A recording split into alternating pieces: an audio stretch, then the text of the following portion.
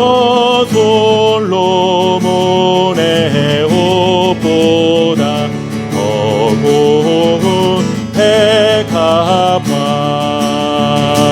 주 찬송하는 듯 저 맑은 새소리 내 아버지의 지으신 그 솜씨 깊도다 참 아름다워라 주님의 세계는 저 아침에 와 저녁물 밤하늘 빛난 별 망망한 바다와 늘 푸른 봉우리 다 주 하나님 영광을 잘 드러내도다 참 아름다워라 주님의 세계는 저 산에 부는 바람과 간간한 시냇물 그 소리 가운데 주 음성 들리니 주 하나님의 큰 뜻을 알 듯하도다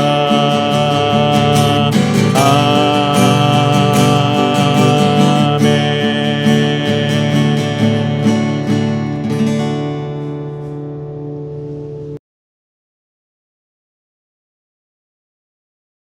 인애와 진리가 같이 만나고 의와 화평이 서로 입맞추었으며 진리는 땅에서 솟아나고 의는 하늘에서 굽어보도다.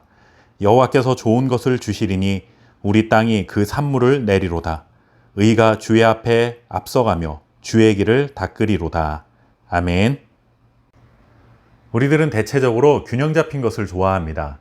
가정에서도 가족 중 누구 하나가 명령을 하면 다 따라야 하는 모든 의사결정이 그렇게 이루어지는 분위기보다는 각자의 의견이나 생각이 균형 있게 존중되는 분위기를 좋아합니다. 우리가 살아가는 사회도 마찬가지죠. 각자의 성향은 보수를 지지할 수도 진보를 지지할 수도 있지만 내가 보수를 지지한다고 해서 진보는 다 사라져야 하고 반대로 내가 진보를 지지한다고 해서 보수는 다 사라져야 하는 것은 아닙니다. 적당히 보수와 진보가 균형 있게 자리 잡고 있어야 힘의 균형이 이루어지고 사회도 건강하게 발전할 수 있습니다. 우리가 살아가는 모든 영역에서 모든 것이 다 균형을 맞춰야 하는 것이 옳다. 이렇게 물론 말할 수는 없지만 아무래도 한쪽으로 기울어져 있으면 뭔가 불안한 느낌을 갖게 되는 건 자연스러운 느낌이라 할 수 있습니다. 균형이 잡히지 않았다는 것은 어느 한편으로 치우친 것을 말합니다. 놀이터에 가서 시소를 타보시면 알 수 있습니다. 몸무게가 서로 다른 두 사람이 시소를 타서 가만히 있으면 자연스럽게 체중이 더 나가는 사람 쪽으로 기울어지게 됩니다. 치우치는 것이죠. 이 불균형을 해결하기 위해서는 무게가 많이 나가는 쪽에 무게를 줄이던지 아니면 무게가 적게 나가는 쪽에 무게를 늘려야 합니다. 어느 한편에서 뭔가 조치를 취해야 다시 균형을 잡을 수 있습니다. 하나님이 이 세상을 창조하시고 아담과 하와가 죄를 짓기 이전의 세상의 모습은 균형 그 자체였습니다. 이렇게 균형 잡힌 세상의 상태를 히브리어로 표현하면 바로 샬롬입니다. 우리말로는 안식 혹은 평강이라는 말로 해석할 수 있죠. 하나님은 완벽한 균형 잡힌 상태의 세상을 만드셨습니다. 균형이 잡혔다는 말을 다른 말로 하면 부족한 것도 없고 넘치는 것도 없다는 뜻입니다.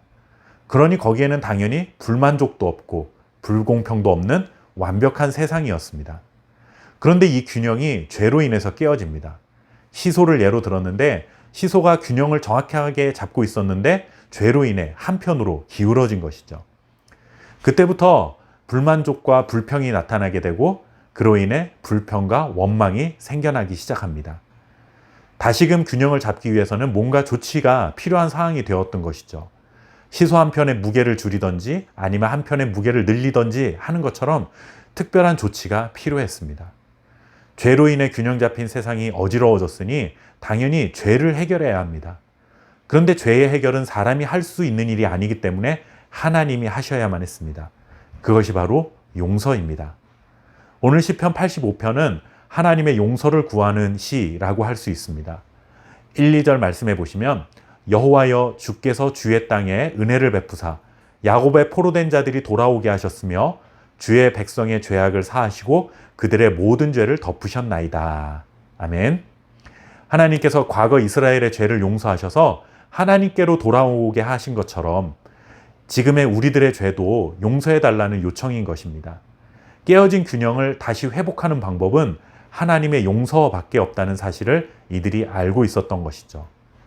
그렇게 하나님의 용서가 베풀어지면 불안했던 하나님과 우리 사이의 관계가 회복됩니다. 그러면 우리는 다시 샬롬을 누릴 수 있게 되는 것이죠. 다시금 균형 잡힌 세상을 경험하며 살아가는 것입니다.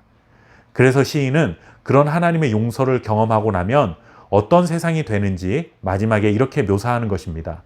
인애와 진리가 만나고 의와 화평이 입을 맞춘다. 여러분 상상만 해도 얼마나 아름다운 광경입니까? 이 땅에 하나님의 용서가 임하면 죄인인 우리가 구원을 얻게 됩니다. 그러면 이 세상에는 사랑과 진실이 가득하고 의와 평강이 넘쳐나게 되는 것이죠. 세상에 죄가 들어오기 이전에 에덴에서 하나님이 동산 위를 거니셨던 것처럼 하나님께서 다시금 이 땅을 걸어 다니시는 평화로운 세상이 오게 됩니다. 여러 가지 복잡하고 어지럽고 혼란스러운 우리의 삶이 다시 평화를 경험하고 균형 잡힌 삶이 되기 위해서는 하나님의 은혜를 받는 것입니다. 오늘도 하나님의 은혜를 간절히 사모할 때 하나님은 우리를 자유케 하실 것이고 우리의 모든 허물과 죄도 덮어 주실 것입니다. 그러면 샬롬이 찾아오게 되는 것이죠. 하나님의 은혜로 평강의 열매를 맺어가는 오늘 하루가 되시기를 바랍니다. 감사합니다.